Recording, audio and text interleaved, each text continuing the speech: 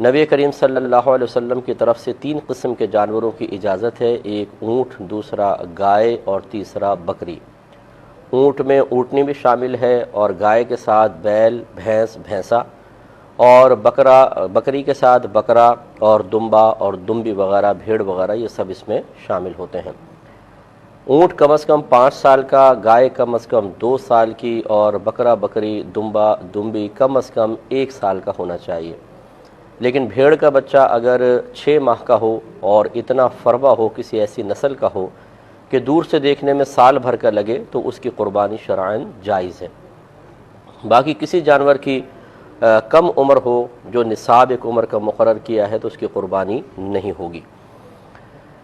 یہ بھی یاد رکھیں کہ جانور کا عیب سے پاک و صاف ہونا ضروری ہے، تو جب بھی آپ جانور خریدنے کے لیے جائیں تو ذرا ترتیب سے اچھی طرح اس کو چیک کریں۔ مثلا اس کی ناک دیکھیں، کٹی ہوئی نہ ہو، اس کے دانت دیکھیں، ٹوٹے ہوئے نہیں ہونے چاہیے۔ اگر جانور بہت خوبصورت ہے، اچھا فربا ہے، ایک آدھ اس کا دانت ٹوٹا ہوا ہے تو چل جائے گا، خلاف سنت قربانی ہوگی، لیکن بہرحال ہو جائے گی۔ فقہا نے فرمایا کہ اتنے دانت ٹوٹے ہوئے ہوں کہ خود چارہ نہ چبا سکتا ہو تو اس جانور کی قربانی نہیں ہوتی۔ اس کا مطلب ہے 1-2 دانت اگر ٹوٹے ہوں تو قربانی ہو جائے گی، لیکن خلاف سنت ہے۔ تو کوشش تو یہ ہونی چاہیے کہ تمام دانت مکمل ہوں، لیکن پھر بھی اگر ایک آدھ ٹوٹا ہوا ہے تو کوئی بات نہیں۔ اسی طرح زبان کو چیک کریں، کٹی ہوئی نہیں ہونی چاہیے۔ آنکھوں کو چیک کریں، دونوں آنکھیں بالکل صحیح ہونی چاہیے۔ اگر کانا بکرا ہو کہ ایک آنکھ ہے ایک نہیں، یا اندھا بکرا ہے، تو اس کی قربانی نہیں ہوگی۔ تو ذرا تھوڑا سا اس کی اس طرح آنکھ کے قریب لا کے یوں کریں، اگر وہ آنکھ بند کرتا ہے تو اس کا مطلب ہے کہ اس کی آنکھ ٹھیک ہے، ورنہ ہمارے ہاں تو ماشاءاللہ ایک سے ایک ماسٹر لوگ ہیں، قربانی یہ بکرے کی آنکھیں بعض اوقات ضائع ہو جاتی ہیں اور اس میں نقلی آنکھ فٹ کی ہوتی ہے، تو یہ پتہ چل جائے گا اگر نقلی ہوگی تو حرکت نہیں کرے گا، چاہے آپ کتنی آنکھ کے قریب کریں، تو یہ ضرور چیک کر لیا کریں، بعض اوقات دھوکہ ہو جاتا ہے۔ کانوں کا مسئلہ یہ ہے کہ اگر کسی جانور کے پیدائشی کان نہ ہو تو یہ ایک عیب ہے، اس کی قربانی نہیں ہو سکتی۔ ہاں، بڑے چھوٹے سے کوئی فرق نہیں پڑتا۔ بعض بکرے ایسے ہوتے ہیں جو چھوٹی نسل کے ہوتے ہیں، ان کے ٹیڈی بکرے شاید کہتے ہیں، چھوٹے چھوٹے سے کان ہوتے ہیں، تو کوئی مسئلہ نہیں ہے، بہت لمبے کان ہوں یا چھوٹے ہوں، دونوں چل جائیں گے۔ لیکن مکمل طور پر اگر پیدائشی طور پر نہیں ہے تو پھر نہیں ہوگی۔ اور اگر کان ہیں اور کٹے ہوئے ہیں تو اس میں دیکھا جائے گا اگر کان اتنا کٹا ہے کہ 1/3 یا اس سے زیادہ، تو اس کی قربانی نہیں ہوتی ہے۔ مثال کے طور پہ 3 انچ کا کان ہے اور 1 انچ کٹا ہوا ہے، تو یہ 1/3 1/3 جو ہے وہ کٹا ہوا کہلائے گا، یا اس سے زیادہ ہے تو اس کی قربانی نہیں ہوگی۔ لہٰذا اس سے کم کٹا ہوا ہے تو ہو جائے گی۔ بعض اوقات ایسا ہوتا ہے کہ جانور بہت ہی اچھا ہوتا ہے اور تھوڑا بہت کان میں کچھ خرابی ہوتی ہے، یا جیسے یہ ریوڑ کے ریوڑ لے کر آتے ہیں تو بطور نشانی بعض اوقات کان میں سوراخ سے کر دیتے ہیں چھوٹا سا، تو اس کی قربانی ہو جائے گی، اگرچہ خلاف سنت ہے، مکروہ قربانی ہے، لیکن وہ کراہت اتنی زیادہ نہیں ہے کہ خرابی پیدا ہو، بہت زیادہ خرابی پیدا ہو، تو ایسے جانور کی ہو سکتی ہے، لیکن اچھا ہے کہ پورا کان ثابت ہو تو بہت ہی بہتر ہے۔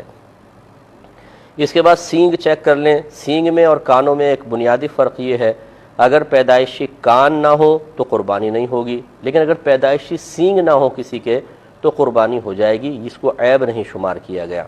کیونکہ سینگ ایک اضافی چیز ہے اور کان باقاعدہ ایک جسم کا عضو ہے، ایسا جو عضو ہے کہ جس کی وجہ سے حسن پیدا ہوتا ہے اور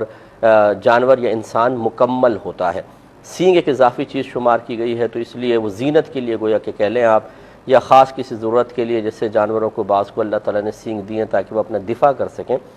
تو خلاصہ کلام یہ ہے کہ پیدائشی سینگ نہ ہو تو ہو جائے گی۔ اب اگر سینگ ٹوٹ گیا، مثال کے طور پر ٹوٹا ہوا ہے، تو یہ دیکھا جائے گا اگر جڑ سے ٹوٹا ہوا ہے تو پھر اس کی قربانی نہیں ہو سکتی، چاہے ایک ہی ٹوٹا ہو۔ ہاں، اگر جڑ سے نہیں ٹوٹا، اوپر سے ٹوٹا ہے تو اس کی قربانی ہو جائے گی، مگر خلاف سنت ہوگی۔ تو بعض اوقات یہ ایسا کرتے ہیں کہ جانور کے سینگ کاٹ کر اور اوپر سے اس کو گھس دیتے ہیں، گول سینگ کر دیتے ہیں، تو ایسے جانور کی قربانی بہرحال ہو جاتی ہے، اور بکثرت ایسے جانور منڈی میں آئے ہوتے ہیں، خصوصاً گائے وغیرہ جو ہیں وہ اس طرح کی ہوتی ہیں، تو ان کی قربانی ہو جاتی ہے، لیکن خلاف سنت ہوگی۔ اگر پورے سینگ ہو تو بہت ہی بہتر ہے۔ ایک جانور کو اچھی طریقے سے چیک کریں۔ سینگ تک ہم پہنچے تھے کہ اگر پیدائشی سینگ نہ ہو تو قربانی بلا کراہت صحیح ہے،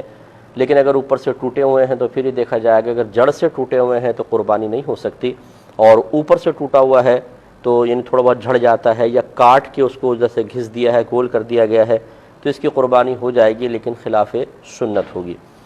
اور دم وغیرہ چیک کر لیں، بعض اوقات دم کٹ چکی ہوتی ہے اور اس کو جوڑا گیا ہوتا ہے ریلڈائٹ وغیرہ سے، یہ ذرا چیک کر لیا جائے۔ اس کے علاوہ اگر تھن والا جانور ہے، مثلا بکری ہے، تو دونوں تھن درست ہونے چاہیے،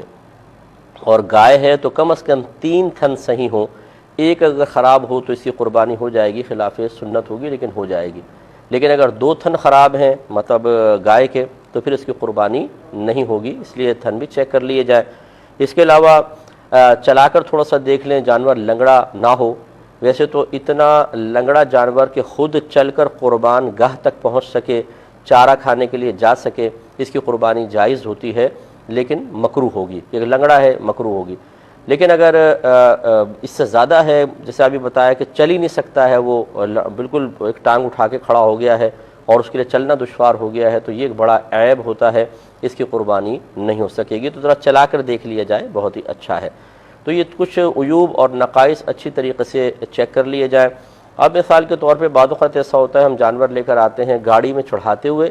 یا گاڑی سے اتارتے ہوئے جانور بدک جاتا ہے، پریشان ہوتا ہے، اور اس میں اس کو چوٹ لگ جاتی ہے، بعض اوقات کھال چھل جاتی ہے، تھوڑی چر جاتی ہے، بعض اوقات کھر اس کا تھوڑا سا اکھڑ جاتا ہے، ٹانگ میں چوٹ لگ جاتی ہے جس سے وہ تھوڑا سا لنگڑانے لگتا ہے۔ تو یاد رکھیں کہ اگر گھر میں آئے اور یہ چھوٹے موٹے عیب پیدا ہوئے تو اس میں کوئی حرج نہیں ہے، غنی ہو یا فقیر وہ آرام سے قربانی اس کی کر سکتا ہے۔ لیکن اگر اتنا بڑا عیب پیدا ہو گیا کہ جو قربانی کی راہ میں رکاوٹ ہے، جیسے پورا کا پورا جڑ سے سینگ ٹوٹ گیا، اتنا لنگڑا ہو گیا کہ چل نہیں سکتا ہے، یا آنکھ پھوٹ گئی خدا نخواستہ جانور کی، تو ایسی صورت میں اگر وہ غنی ہے یعنی مالک نصاب ہے تو دوسرا جانور لے کر آئے گا، اس کی قربانی نہیں کر سکتا۔ اور اگر شرعی فقیر تھا اور اس نے بیچارے نے ہمت کر کے جانور خریدا تھا، تو چونکہ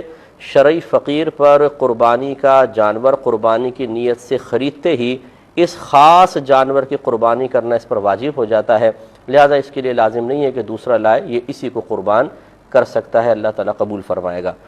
یہ ہے کہ جب یہ اس وقت ہے کہ جب آپ ذبح کرنے سے پہلے یا قربان کرنے سے پہلے عیوب و نقائص پیدا ہوتا دیکھیں، تو یہی مسائل ہیں۔ اور ایک یہ ہے کہ آپ نے جانور لٹا دیا ہے، چھری پھیرنے والے ہیں یا تھوڑی بہت چھری پھیر دی ہے، اس میں بھی آپ نے دیکھا ہوگا بعض اوقات جانور ایک دم بدک کے اڑ جاتا ہے، دوڑ پڑتا ہے، بھاگ لیتا ہے، اور عین ذبح کے وقت اس میں کوئی عیب پیدا ہو گیا، مثلا اچھلا بہت ایک دم چھری پھیرتے اچھلنے لگا اور اس سے سینگ ٹوٹ گیا مثال کے طور پر، تو چاہے یہ غنی ہو یا فقیر، اس جانور کی قربانی دونوں کے لیے شرعاً جائز ہے کہ بوقت ذبح جو عیب پیدا ہوتا ہے وہ معاف ہوتا ہے کہ اب بالکل آخری وقت ہے، تو اس کے لیے اس کی قربانی دونوں کے لیے شرعاً جائز ہے۔ ہاں اگر کوئی بہت مالدار آدمی ہے، صاحب استطاعت ہے اور صاحب ہمت بھی ہے، دل بڑا ہے، تو اگر وہ اس جانور کو کہے کہ نہیں چاہے یہ قربانی کے وقت میں اس کو نہیں قربان کرتا، دوسرا لاؤں، تو یہ نور علی نور ہے، اللہ تعالیٰ اس کو مزید برکات سے انشاءاللہ نوازے گا۔ کچھ حصوں کے بارے میں